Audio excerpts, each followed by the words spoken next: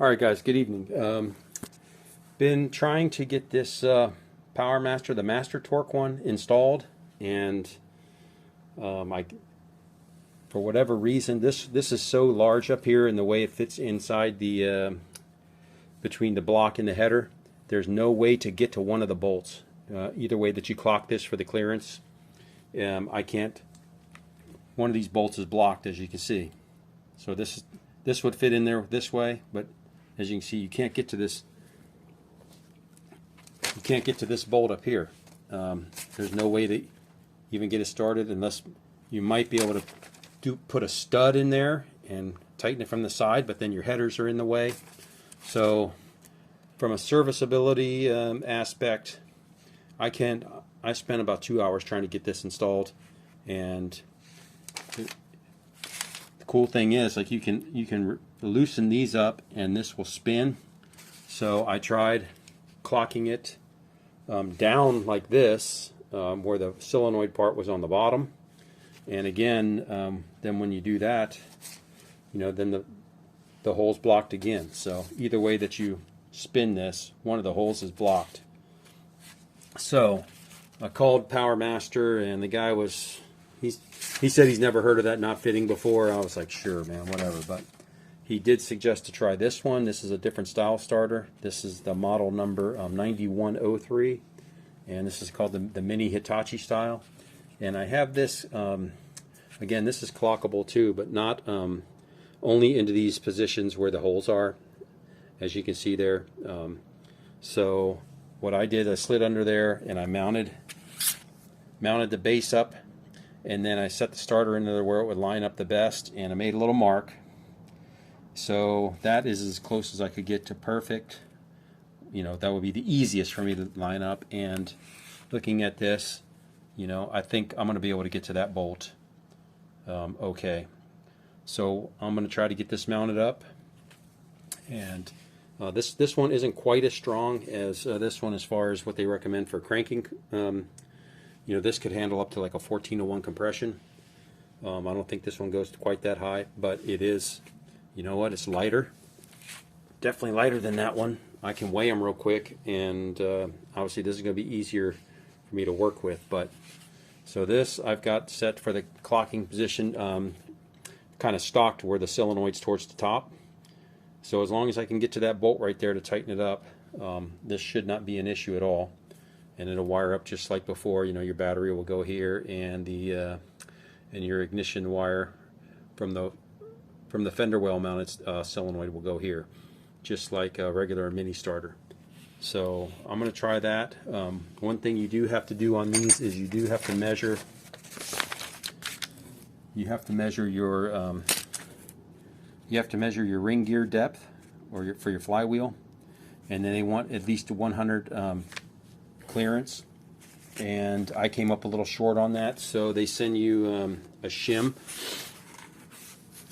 So I've got to take the front plate off and put the shim in there, and that'll give me the correct clearance. I think this was 3/4 inch, and then this was like it was less than 100 anyway. So they say you need at least 100. So I'm going to pop this shim in here, and then I'll remeasure again, and I'll get right back to you. Alright guys, so I got the shim installed, and then we will measure the depth from here to the mounting spot.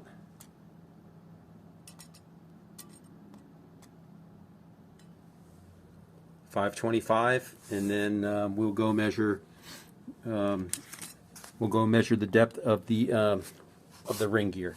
So I'll be right back with you on that one. Sorry, just using one hand. Okay, and here is the depth. We were at 525. Here's the depth to the ring gear from the block plate is 714. So we're over the 100 thousandths that they're recommending. 100 thousandths or more, so we're good. And like I said, yeah, we measured the starter pinion, and then we measured the depth from here, and we're over 100, so we're good. And that is, as you can see here, that is, we did have to install the shim right there. So I'm going to mount this up and see if we can see if I can get to that upper bolt hole without a problem, like a stock starter. So be right back at you again. I'm recording by myself, so it's kind of hard to do, but be back in 1 second. All right, guys, and there it is installed. As you can see, I got plenty clearance to this to the upper bolt hole now, and you can see right over there to the lower bolt hole. So that's pretty good. And then here's all the connections. They're all, nothing's touching anything, nothing close to the headers, nothing close to the block. Let's see, sorry, this is, so we will be ready to give this a try here shortly. And yeah, got a fresh battery too. This is just from O'Reilly's, but it's their 800 cranking amps and 110 reserve capacity. So, and nice and fresh. So that should be way more. I did have this one tested, this small one, this 26R. He tested it, said it was good. And then the one I took out of my trailer winch that came with the trailer, I took that in and tested it, and he said that one was bad. That was an AC Delco, and that one was 2021 also. So anyway, I sent it, the one from the trailer, I traded in towards this one, a $30 core charge. So I'm going to put this one in the car. This is a Group 34, and I just went with you know, the most cranking amps, and the reserve capacity is good if you want to run your fans and stuff in the staging lanes. So that, I'm going to get that installed, and then yeah, I don't know if you can see that. There's the new starter down there, and we got the new alternator in, and then Summit was real good about this one. I wanted to use it, but it's just too big. I couldn't get it to fit in there. This one I had to try, like, I had to try 3 different ways. As you can see, this one I ended up with the solenoid facing down. Facing up, it just wouldn't get clocked. Where the bolt was clear, the solenoid was up against the block, so I had to basically flip that around. But I'd rather have real easy access to this upper bolt hole because that's tucked in between the header and the engine. And then all your connections are real easy to get to, and the lower bolt holes obviously really easy to get to. So we should be good to go. I'll have this fired off here probably tomorrow after work. I think that's it for tonight. My dinner's about ready, and I changed the oil in my daily, and then I got this done, so I'm happy about that. I'll go over with you guys about the fiasco that happened at the track. I only got one pass in. The starter started acting up again on me. I do have a theory, though. Somebody also mentioned it may be the ignition switch is not sending the signal correctly, and I did replace that recently with just a standard motor product, so I may have to put my original one back in. So that's an issue. I mean, that's something I can look at. Otherwise, everything else is pretty much, I just don't know, ever since that thing burned that wire, it's had issues. So I don't know if it's on that ignition side, because I've obviously been reading everything I can to find on the rapid clicking of the solenoid, and not just a slow start, not, you know, anything like that. And you know, you guys already know from previous video, I went and redid all the grounds front to back, and I don't think that's an issue. Even on these starters, I guess the starter, the face grounds against the block. So I went and cleaned all around here. Some people have said they'll go ahead and do an extra ground strap from one of the lower starter bolt over to the frame. I could do that. I could run up and get a ground strap and try that. But I'm also I'm going to do a voltage drop test, and when I put this new battery in, and see if we're having a voltage drop maybe on the ground side, which I don't think. I've got the car well grounded, I'm pretty sure, but see if there's a voltage drop on the ground or a voltage drop on the positive side, and kind of go from there. But I do have to get the I do have to get the long leads for my voltmeter, since the battery's in the back. I won't be able to test it and be up here and hold the connections on everything. So I got to get the retractable extending leads for my ohm meter to do that test. But nonetheless, so we're at new starter, new solenoid, fresh battery, redid all the grounds, and not much more I think I can check other than, again, possibly that ignition switch. When it's in the run position, maybe the switch is bad.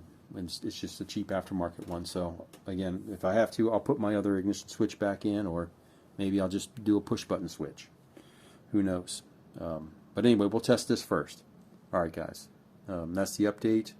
I will have I'll go over everything that happened at the track, but it was a mess. I got one pass in and it was aborted. Coasted to an 1190 at 90 miles an hour or something like that. So it launched pretty hard again, and the clutch pushed through the beams again. So I've got that issue to deal with.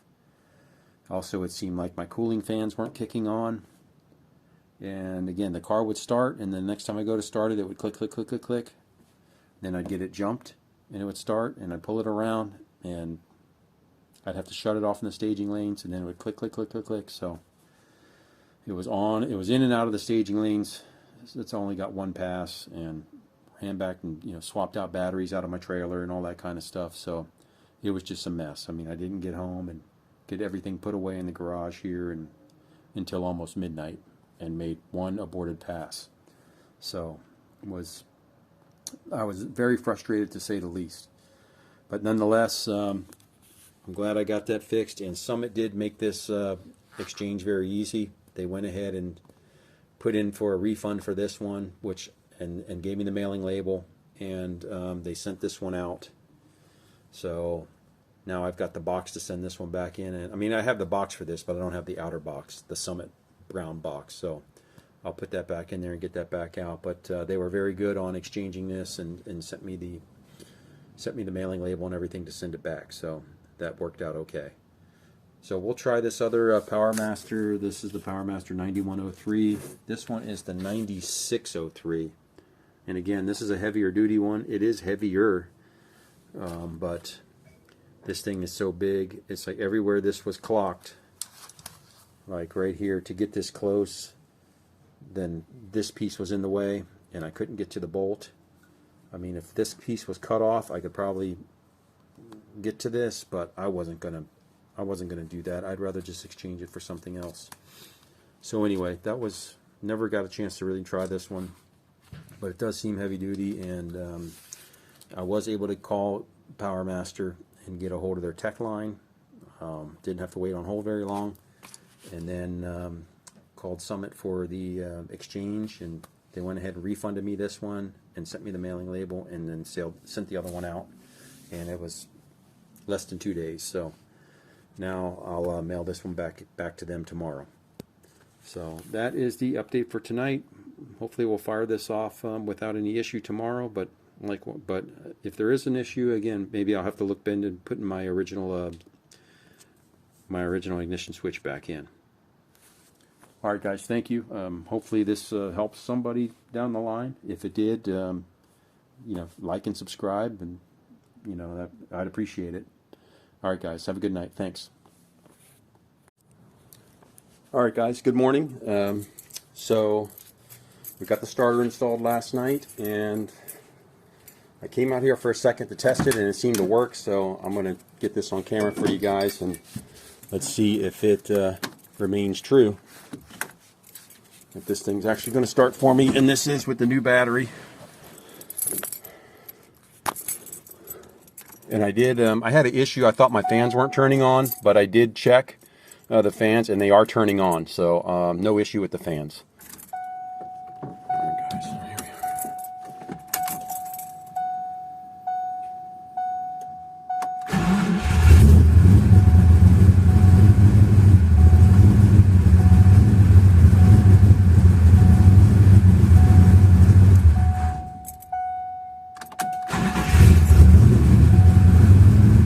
Clicks right over. We'll test it a couple times.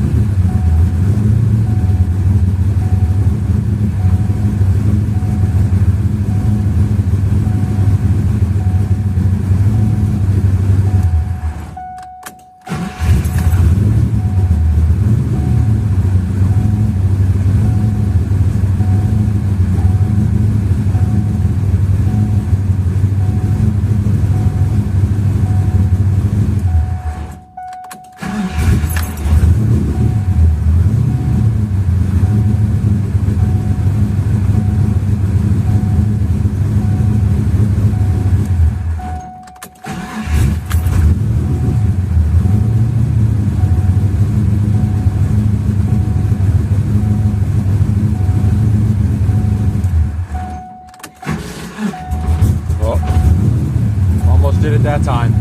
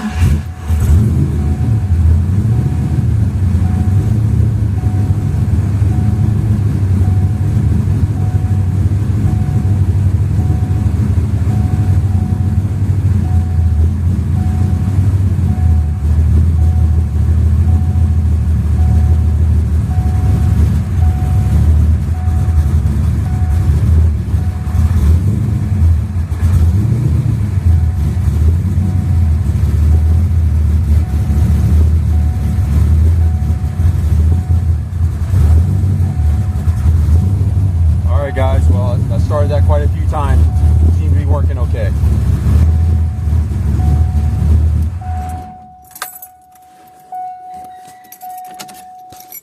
All right, so that was quite a few times. That's with the new battery and the new battery and the new starter. So I'll keep messing with it, and they said there is the last streetcar night is next Wednesday, so I'm gonna try to make that, and of course test this thing thoroughly before then. But so far this is looking promising. So hopefully we have better luck this time out, and we can actually make some passes and see what this thing can do. All right, guys, thank you.